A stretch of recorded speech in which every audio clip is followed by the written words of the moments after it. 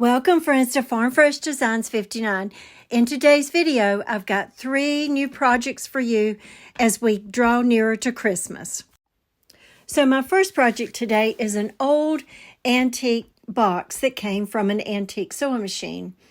Now because it's so old and because that stain has been on there so long, and I know that it's going to bleed through, then before I even start to paint it, I put one good coat all over with Dixie Belle balls, and what that does is it blocks any stain that may come through when I paint it.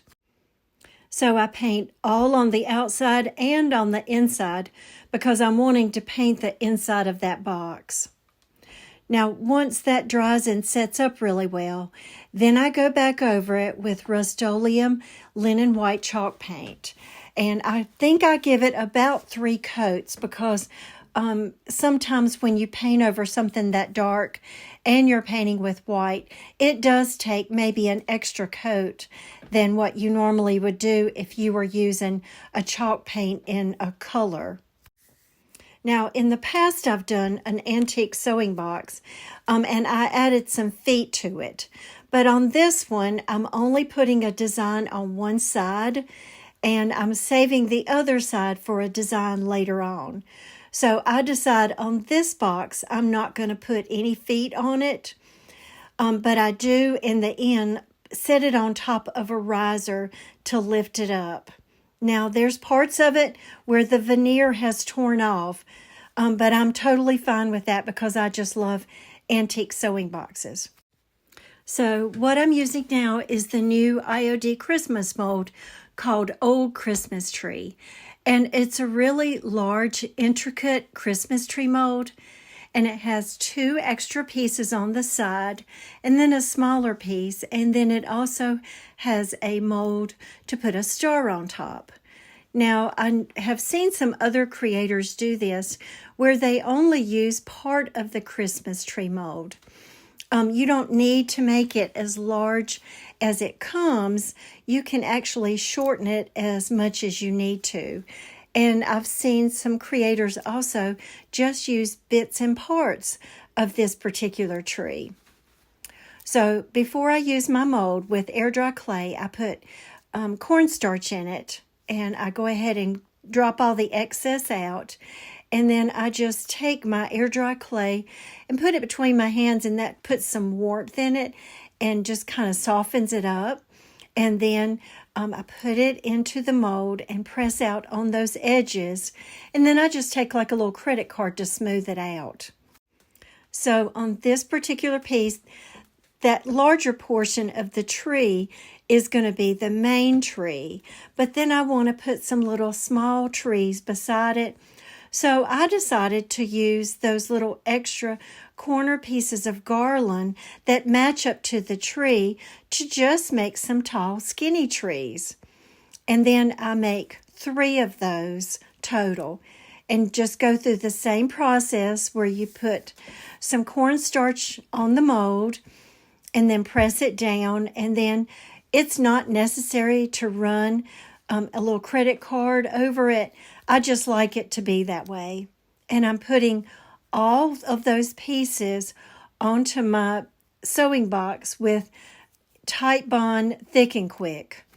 Now, because I'm going to be adding to this box, I put those 4 trees, the large one and the 3 small ones, off to the left-hand side instead of in the center because of what I'm going to be doing to the right-hand side.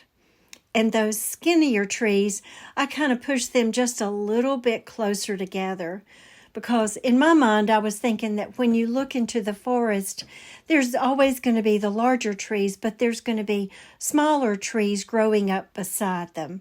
And I put 2 of those on the left side of the big tree, and I put 1 of them on the right side of the bigger tree. Now, the next thing I'm going to put on there are the words Tree Farm, and it is the IOD lowercase alphabet mold. And some of the letters that I already had sitting up on the box are molds that I had left over. So I need just a few more letters to finish out the words Tree Farm. So I'm using a hot glue gun to make my molds. So if you've not used hot glue before, your glue gun needs to be at least 100 degrees temperature to make it come out really smooth. And the reason that I like to use hot glue is because those little letters are so intricate that it just seems to come out better. And I'm not real crazy about putting air dry clay in it, but I have in the past. And when I do, I always like to sit the mold up in the freezer and let them set up just a little bit before I try to pull them out. Now, some people like to pour those little lowercase letters with resin, but I find it pretty difficult as far as pouring it in, so I just prefer using hot glue in those little letters. Now, the color that I'm using to paint the trees, and I will go back and paint the letters, is a Dixie Belle paint called Palmetto. It's a new color that I bought recently, and I just really like the color because it's not really truly that Christmas green, but it reminds me of more of a green that you would see with the trees in the forest. Now, because these letters are made with hot glue and because they're small, it just helps for me to take like a little toothpick and just push it down onto that little mold while I'm painting them with this same color. Now, there's a lady that I like to watch, and she actually will take some painter's tape and put it on the table with the sticky side up, and she lays her letters on it and paints them that way so they don't move around. So however you try to paint them, I like to do it this way. This is what I'm used to. And it just keeps me from getting paint completely all over my hands.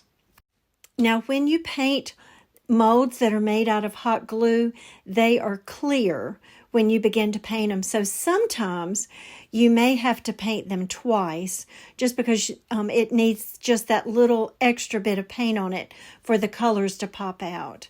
But this green is so dark that it worked really well with just one coat on it. Now, there was one little piece of that garland that I cut out before, that I molded before, and this is just an extra mold that I had that was made out of resin, and I had put it off to the side, so I'm going to go on and be using that up in the top right-hand corner. So that was just something extra that I had laying around, and that's why you didn't see me molding that in particular.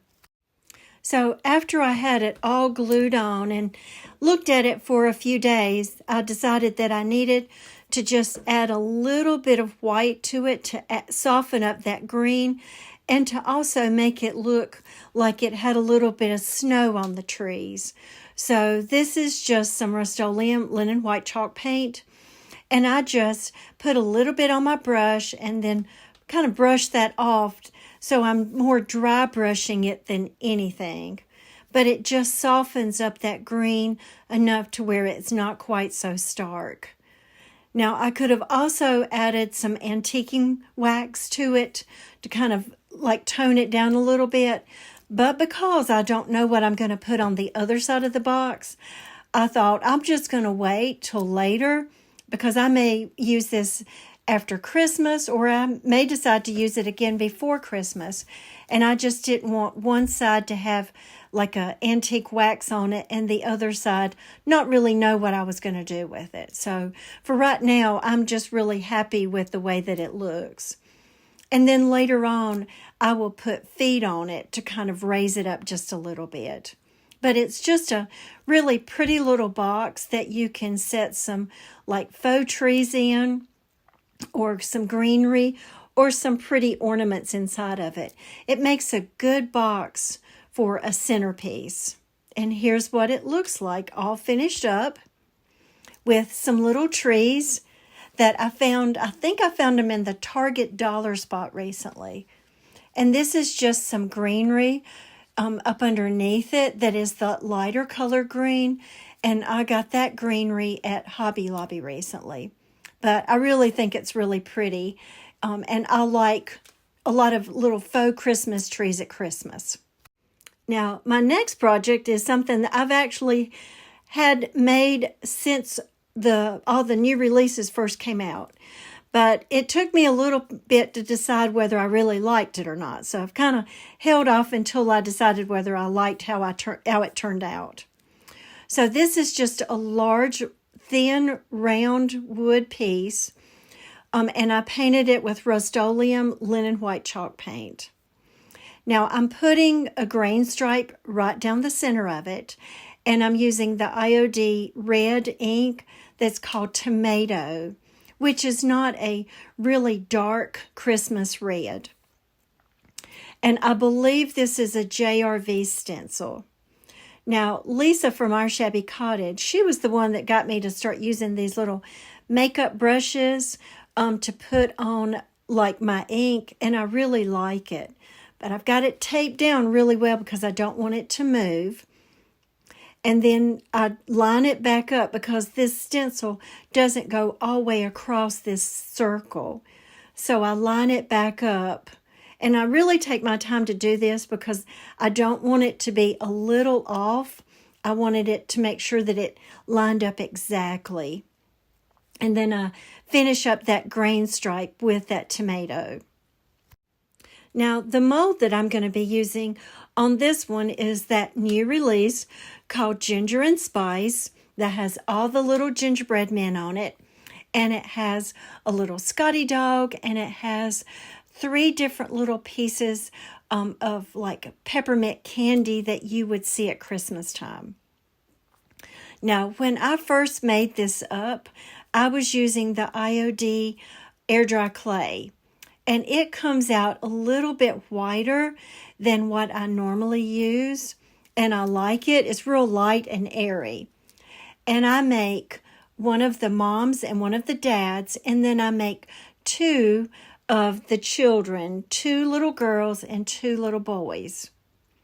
Now on the faces and on the hands and on the feet of these little gingerbread, I actually use a Dixie Belle color. And I believe it was called Pumpkin Spice. And it was a color that came out last year. And I just really like the color of it. To me, it mimics gingerbread a little bit more. I know that some creators have used some darker colors. I think it's just more your preference. So I go ahead and I paint all of the faces and hands and the feet on all my little gingerbread people. Before I go on to the next part. Now the color that I'm using as far as the clothes for my gingerbread people is the Waverly paint. It's a red paint and it's called Crimson. And I like this color a lot. I've not found another red color that I especially like. Some of them tend to be more barn red. And I'm not real crazy about acrylic paint. I would prefer to use chalk paint because I think it goes on much better and you don't have to put as many coats.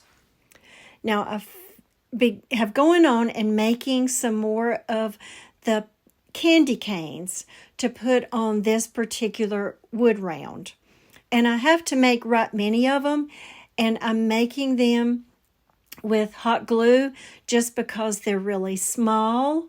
And I think it would be too hard to make them with air dry clay because I'd have to keep popping it back in the freezer so they would come out good.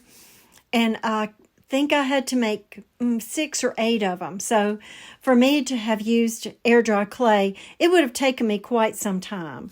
So I made them with hot glue just to kind of save a little bit of time.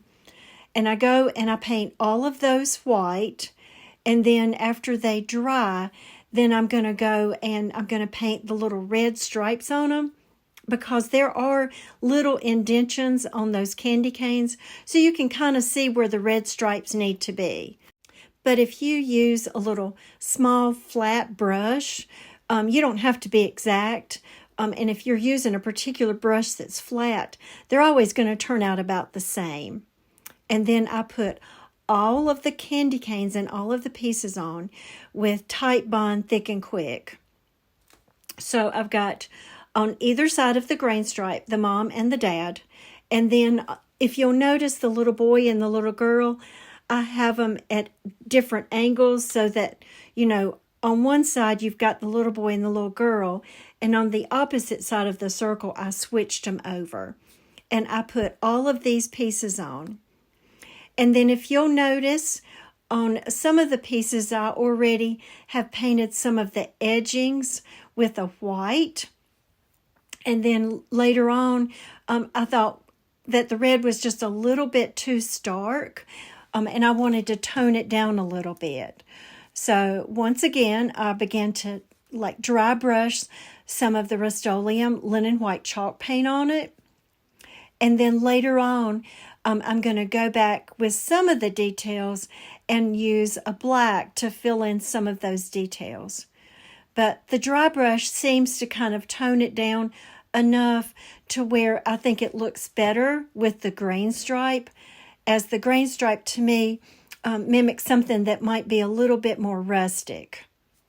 And so it took me a little bit to decide how I wanted to finish these off, because when I first painted it, I wasn't really happy with just that bright red. So it was one of those projects where you look at it for a little bit before you decide how you're going to finish it up. And there have been times where I've dry brushed before and I've had just a little bit too much white paint on my brush. But remember, it's just paint, and if I need to, I can just go back over it with red a little bit and then just make sure that the next time I have even less white paint on my brush. Now, I apologize for my voice. It's a little bit froggy still. I've been battling this sinus infection for quite some time, and I thought it had all gone, and then the weather has changed a little bit in North Carolina, so my allergies have started back up again, and so maybe one day I will not have this old froggy voice anymore. Now, on those candy canes, I did not dry brush over the candy cane, as most of it was white anyway. So now I'm going back and adding some black paint for the detail. And on the little boy, he has a little pocket on his overalls that I paint black. And then the dad, I believe he has a bow tie, and I paint that black. And then what I really like about this mold is there are indentions in the face, so it makes it really easy to make sure that you get the eyes in just the right spot. And then I go back later and I put just a little white dot in that eye just to kind of add just a little bit of glimmer to it. And then on the little cheeks, I wanted them rosy. So really all I did was I just kind of dabbed my finger in some of that red paint and then wiped it off. So I just had a tiny smidgen of it on my finger, and I just rubbed it on the cheeks of all the little gingerbread people. Now, I still thought it was just a little bit too stark, so I decided that I would put some voodoo gel stain on it. And I use a mixture of Tobacco Road and then just a little bit of the natural, and it softens it up just a little bit so it's not quite so dark. And then I just go back in and I brush it all on, and then just go back and I wipe most of it off, and I just try to get it all the same shade. And then that just kind of softens it up a little bit, so it's just not quite so stark. And I do that all around all of the gingerbread people and the candy canes. Now, if you've not used antiquing wax before, remember that sometimes if you let it sit there too long, it is going to be pretty difficult to wipe it off. So I prefer to do little areas and wipe it back as opposed to doing a large area. And then that way I can ensure that it pretty much stays the same in all the areas. But if I tried to do one whole side, then some of it would not be as able to come out as well, and it would be too dark. And then I wouldn't like it, and then I'd have to start all over again. Now, one of the things that I forgot to tell you that I did was in 4 different spots on this wood round, I punched a hole. And I put it in all the, like if you take a pie and you cut it in quarters, So I punched a little hole in this thin wood in all of those 4 regions because I'm going to be adding it to a green wreath in just a minute, and you'll see. And I need some little holes in it so that I can then attach it to this wreath. But I punched the holes in it before I added the different people because I knew that if I tried to punch those holes later, well, it wasn't going to happen. It would have been too hard. So I did that ahead of time. And I just have one of those bigger crocodiles. I think that's what it's called. And it will punch through wood. It's one of the really, really large ones. Now, this is just some rusty wire that I'm using. And I'm pushing it through and twisting it around. But I leave a long tail on it because that's what I'm going to be using to attach it to this wreath. Now, I find these wreaths at Walmart at Christmas time, and you can use any sort, and then it's got a big center to it. And of course, not everybody's going to add a wood round to the center, but I find that they're really good to add these wood rounds to the center of it. And then I've got my 4 pieces of like a rusty wire, and I like that rusty wire because it kind of blends in with it really well. And so this is not really a tricky part, it's just a little difficult, only because there is another wood round on the other side of it that I made up last Christmas. And so it's a little bit harder to get this through there just because I'm fighting, what's on the other side of it. And I just wrap it around, and I don't actually cut any of it because later on I may decide to take this one off, and I want to be able to find that wire pretty easy, and then you can kind of hide it within the greenery. Now, if you're like me and you're not really good at making pretty bows, this is a little thing that I've had for a pretty good while, and it's called a bow dabra. They make a larger one, and then they also make a little mini one. And then what I did was I laid some floral wire down that center strip, and I tucked it up underneath. And then you just start pushing like the ribbon down into that little section, and you start out with like a bigger bow, and then as you push down that ribbon into the bow dabra, you can make little smaller loops and then smaller loops until you're happy with it. Now, I made, I believe, 4 different loops for this bow. I didn't want a bow that was super big because I'm going to be putting it onto this wreath, and I was afraid that if I made a bow that was too large, that it would take away from our little gingerbread man. Then I pull that wire out from up underneath, and then you use this little tool to push that ribbon down really hard, and then pull that wire up. And this is a little tricky because I'm trying to keep that wire from cutting my hands. And then you just twist it up, and then you pull that ribbon straight up, and then you've got your bow. So I twist it around one way and the next, and then I'm going to take another really long piece of that red stripe ribbon that I got at Hobby Lobby, and I'm going to cover up that middle section, and then I'll have 2 additional little tails that hang down, and then I'm just going to cut them with that little, I can't think what the word is right off the bat, the way that you cut it down at the bottom. And then I make sure that the wire that I used on this bow is long so that I can then add it onto my wreath down at the bottom. And on this particular bow, I've got 4 tails that kind of hang down from it. And then you just kind of puff out those little loops, and this is wired ribbon, so you can kind of scrunch it up and then just play with it a little bit. And I know that once I put it on my wreath, I still kind of played with it a little bit to make sure I was happy with all the loops on it. And this can hang either outdoors or indoors, but I probably will keep this on the inside only because those molds, or the gingerbread molds, were made from air dry clay. and I've added it to the bottom of the wreath. And here's the final project. I've got a little ginger and spice wreath made with all the different little characters on that particular mold. And I love the detail on this mold. These little characters are so intricate, and I love the little clothes that they have on. But I really like this mold, and I know that some creators have used them for Halloween, and I just think that's really neat. So I can envision using these even in the spring and in the summer, and just painting their clothes with those lighter colors. So if you're liking the video, make sure to give it a thumbs up and subscribe to my channel. We would love for you to be part of our family here. So let's get on to our final project. Now, this is a mold that I actually had to pre-order this summer before I knew that IOD was coming out with the Christmas tree mold.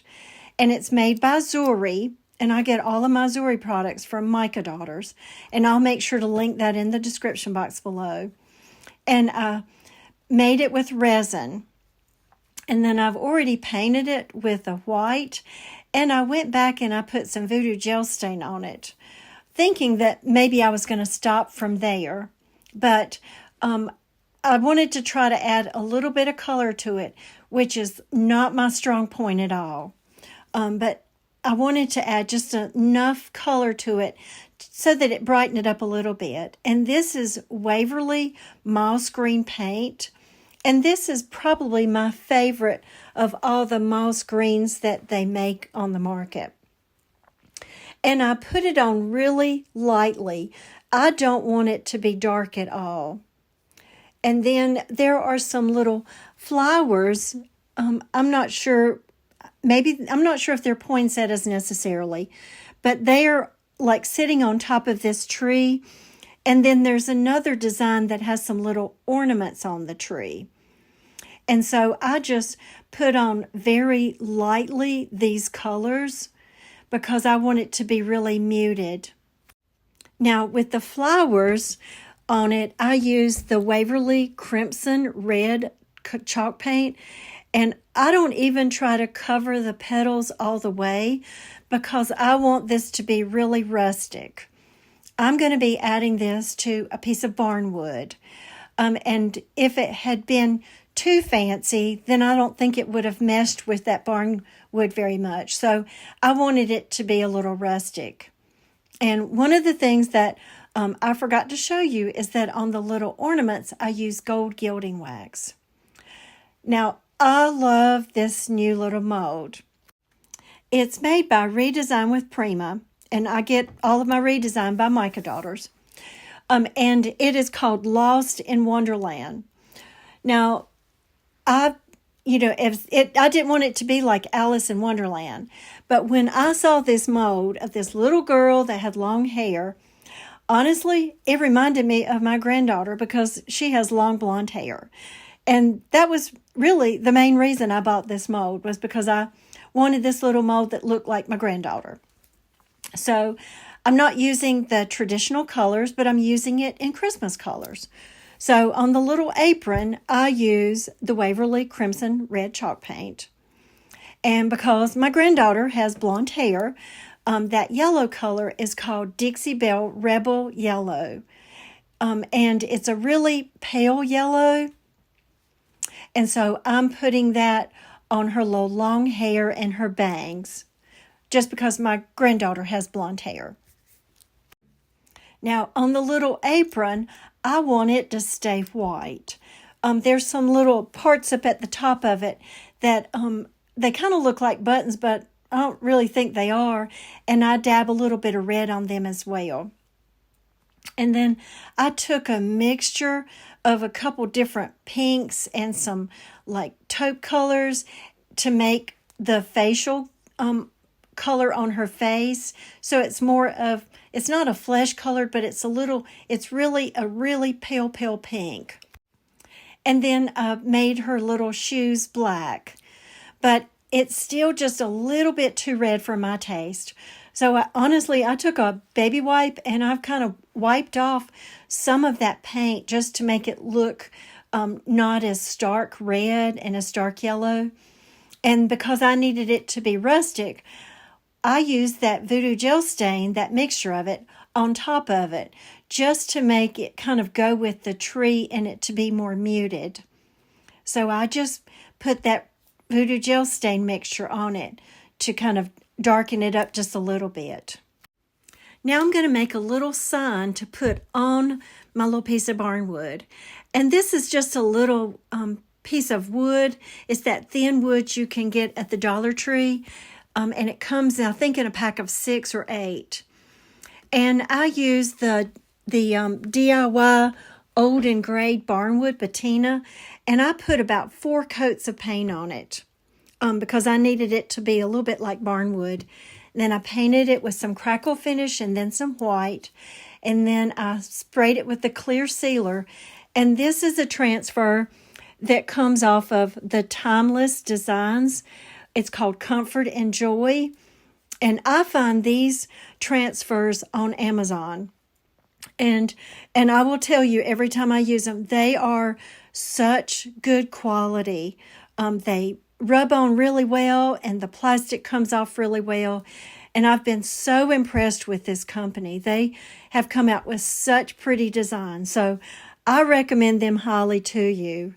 It's just a mother and daughter company, and they only sell their designs on Amazon. And they are worth their weight in gold. They're just so pretty. And it says, believe in the magic. And then what I do is I kind of cut that little piece of wood down. I didn't cut it until after I put the transfer on it because I needed to see what size I needed it to be. And this is some greenery that I just kind of glued on there. And there's my final project on that piece of barnwood. And this might be my favorite piece today. But I really like it. And when I think about that little girl standing there looking at that Christmas tree, it reminds me of at Christmas when my grandchildren are over here and, they're looking at the tree and it's more in the evening and the lights are kind of shining.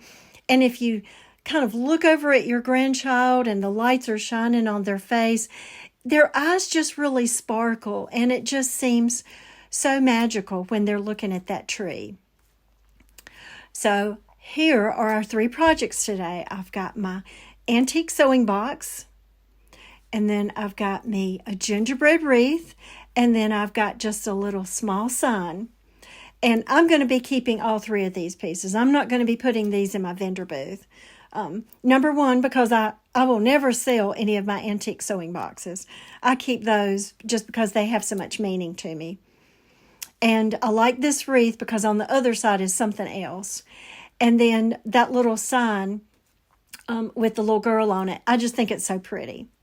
So in the comments below today, tell me what was your favorite piece. And are you as fascinated by beautiful Christmas trees at Christmas time as much as I am? But I love Christmas because I love the beauty of these green trees that even stay green in the wintertime. So friends, thank you so much for watching today. Make sure to like the video if you enjoyed it today and subscribe to my channel and become part of our family. And I'll see you soon. Thanks so much.